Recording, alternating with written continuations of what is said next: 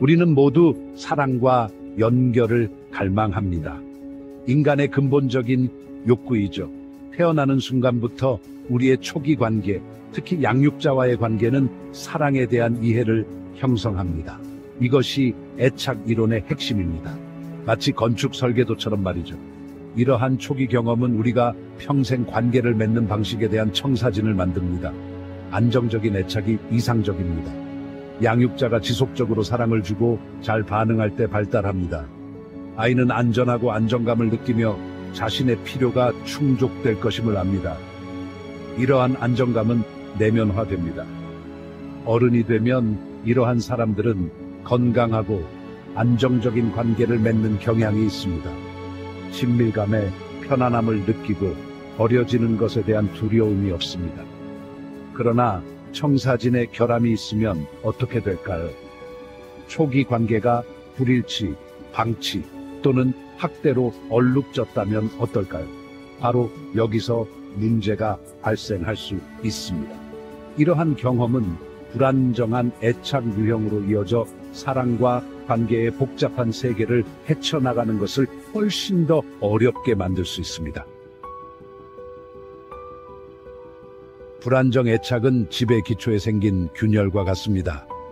집이 무너진다는 의미는 아니지만 집을 취약하게 만듭니다. 불안정 애착에는 여러 유형이 있으며 각 유형마다 고유한 문제가 있습니다. 불안형 애착은 종종 일관성 없는 양육에서 비롯됩니다.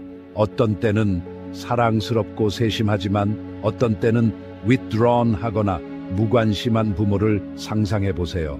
이러한 예측 불가능성은 아이를 불안하고 불확실하게 만듭니다.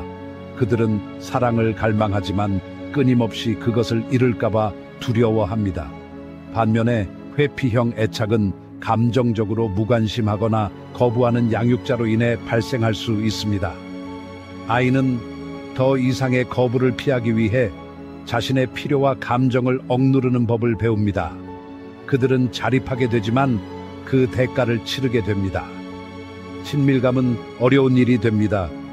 이러한 초기 경험은 악순환을 만들 수 있습니다. 불안정 애착이 있는 사람들은 종종 관계에 대한 자신의 부정적인 믿음을 강화하는 파트너에게 끌리는 것을 발견합니다. 그들은 무의식적으로, 감정적으로 이용할 수 없거나 갈등을 일으키기 쉬운 파트너를 찾아 어린 시절에 경험했던 패턴을 영속화할 수 있습니다. 대부분의 사람들에게 이별은 고통스럽습니다. 하지만 불안정 애착을 가진 사람에게 이별은 절대적으로 파괴적인 경험이 될 수 있습니다. 앞서 말한 결함 있는 청사진을 기억하시나요? 마치 감정의 집 기초가 뿌리째 흔들리는 것과 같습니다. 불안형 애착을 가진 사람들은 버려지는 것에 대한 극심한 두려움을 경험할 수 있습니다. 혼자라는 생각은 견딜 수 없습니다.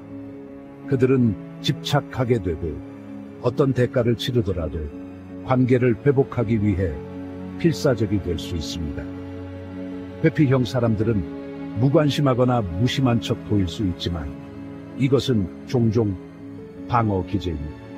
마음속으로는 그들도 상처를 받고 있지만 그 감정을 밀어냅니다. 그들은 더 큰 고통을 피하기 위해 더욱 고립될 수도 있습니다.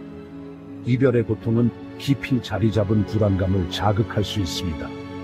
자신이 사랑받을 수 없고 가치가 없으며 혼자일 운명이라는 최악의 두려움을 확인하는 것처럼 느껴질 수 있습니다. 이러한 상황에서 애착의 역할을 이해하는 것이 중요한 이유입니다. 이별은 단순히 파트너를 잃는 것에 대한 것이 아닙니다. 자아에 대한 심오한 위협을 나타낼 수 있습니다. 버려지는 것에 대한 끊임없이 갉아먹는 듯한 두려움 속에서 사는 것을 상상해 보세요. 불안정 애착을 가진 사람에게 이러한 두려움은 매우 현실적입니다. 그것은 그들을 혼자가 되는 것을 피하기 위해 극단적인 행동을 하도록 만들 수 있습니다.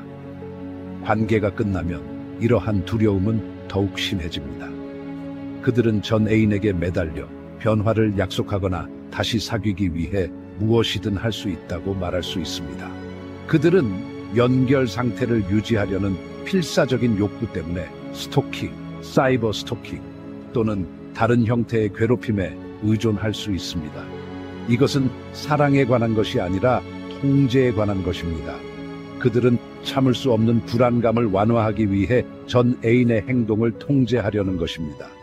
이러한 통제 욕구는 전 애인의 새로운 관계를 방해하거나 소문을 퍼뜨려 고립시키려는 것과 같이 다른 방식으로 나타날 수도 있습니다.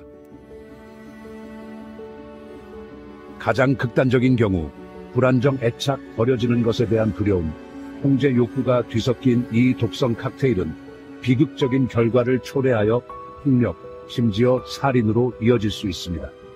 뉴스에서 보았던 사건들을 떠올려 보세요. 놓아줄 수 없었던 스토커, 질투심에 사로잡힌 전 파트너, 파트너의 삶과 죽음에 대한 권리가 있다고 느낀 연인. 이러한 사건들은 종종 일시적인 분노의 표출이 아닙니다. 소유욕이 강하고 통제하려는 오랜 행동 패턴의 결과입니다. 연구에 따르면 아동기 트라우마, 불안정 애착, 관계 내 폭력 사이에는 섬뜩한 연관성이 있습니다.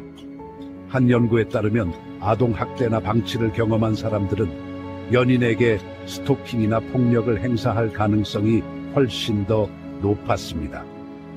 불안정 애착을 가진 모든 사람이 폭력적으로 변하는 것은 아니라는 점에 유의하는 것이 중요합니다. 이러한 유형의 극단적인 행동에는 많은 요인이 작용합니다. 그러나 애착의 역할을 이해하면 잠재적인 경고 신호를 식별하고 너무 늦기 전에 개입하는 데 도움이 될 수 있습니다. 문제의 징후 파악하기, 문제의 씨앗 알아차리기. 조기 개입이 중요합니다. 기초의 균열을 무시하지 않는 것처럼 우리는 문제가 있는 관계의 징후를 무시해서는 안 됩니다. 패턴을 빨리 인식할수록 비극을 예방할 가능성이 높아집니다. 그렇다면 위험 신호는 무엇일까요? 다음과 같은 사항에 주의하세요. 극심한 질투와 소유욕, 파트너가 당신의 행방에 대해 끊임없이 캐묻는가? 당신이 누구를 만나고 무엇을 하는지 통제하려고 하는가? 감정의 급격한 변화, 사랑스럽다가도 분노에 휩싸이는 등 기분 변화가 심한가? 감정을 조절하는 데 어려움을 겪는가? 폭력 위협 또는 행위, 당신이나 다른 사람을 위협한 적이 있는가? 당신을 때리거나 밀거나 신체적으로 위협한 적이 있는가? 스토킹 행위, 끊임없이 당신을 확인하고 따라다니고 온라인 활동을 감시하는가? 도움을 구하지 않으려는 태도, 문제가 있다는 것을 인정하지 않는가? 전문가의 도움을 받는 것을 거부하는가? 관계에서 이러한 징후 중 하나라도 발견되면 조치를 취하는 것이 중요합니다. 신뢰할 수 있는 친구, 가족, 치료사 또는 가정폭력 상담 전화에 문의하세요. 당신은 혼자가 아닙니다. 도움을 받을 수 있습니다. 치유의 길, 사랑 이야기를 다시 쓰는 데 있어 치료의 역할. 좋은 소식은 불안정 애착이 종신형이 아니라는 것입니다.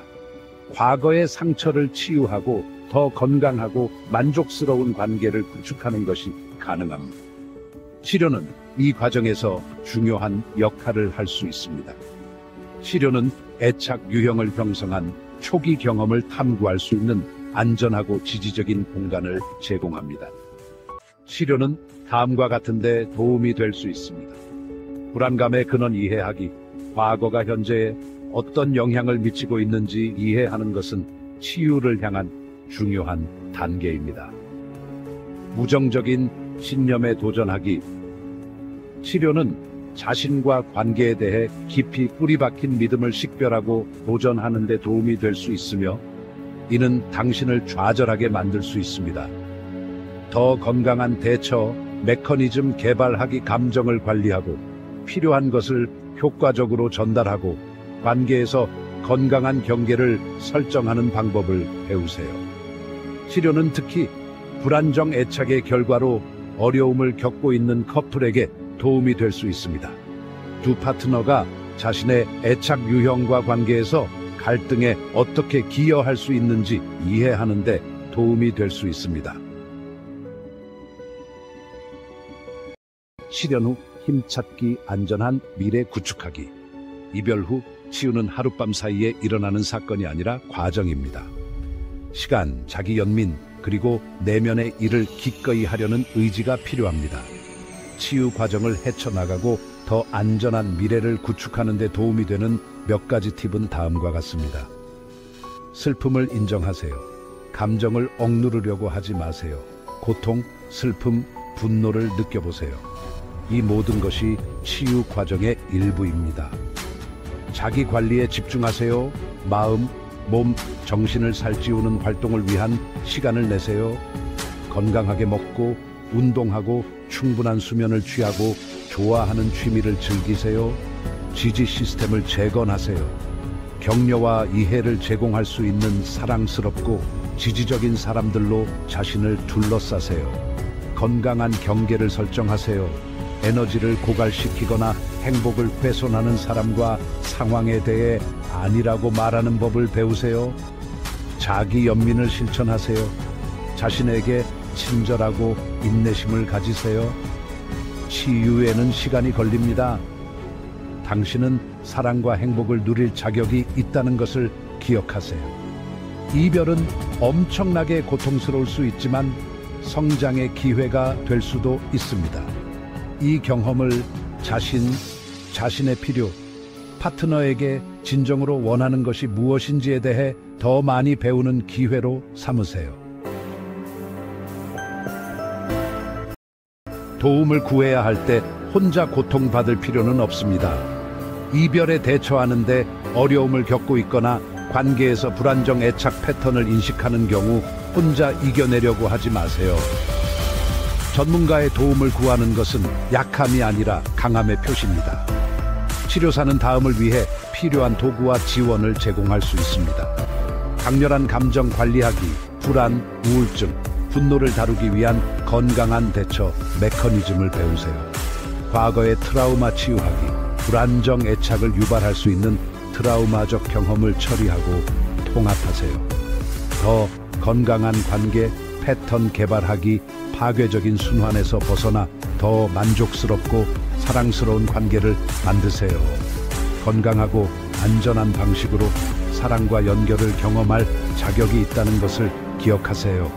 도움을 요청하는 것이 그러한 현실을 만드는 첫 번째 단계입니다.